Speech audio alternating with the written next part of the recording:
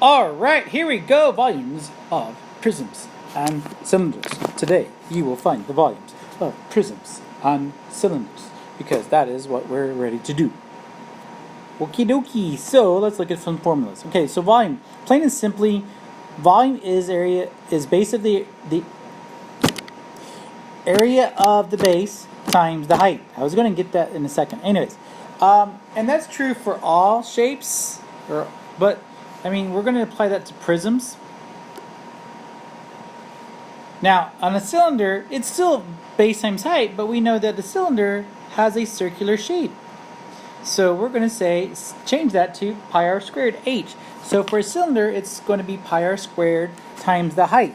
And again, keep in mind, when we're talking about height here, we're talking about the height of the prism.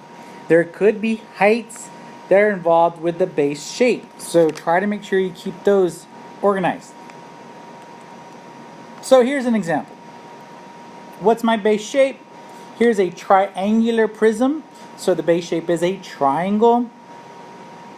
So to find the area of a triangle, it's 1/2 the little base times the little height, which would be the height of the triangle.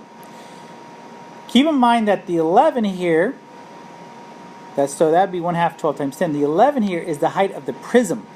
So there's kind of two heights here. One's the height of the triangle, and the other one's the height of the prism. So make sure you keep those straight. Anyways, 1/2 of 12 times 10 is 60, and then I would do 60 times 11 to get 660, and there's my volume. That was like extremely difficult. I don't know what to do. Here's another example. We want to make sure that we can do this one like here.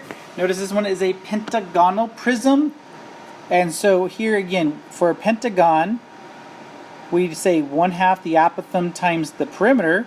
Perimeter is 25. The apothem is 3.4.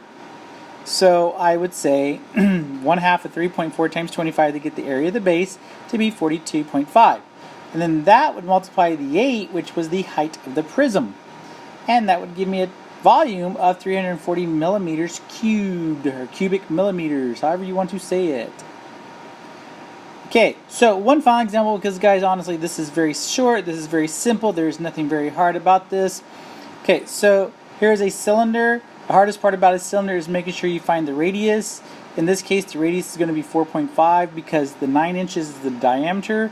I can divide that by 2 and get 4.5, type all that in, and you get 318.1 inches cubed. That's really it. I'll keep this one short, easy, simple, and there we go. That's it for today, guys. Thank you so much for your time. Y'all take care.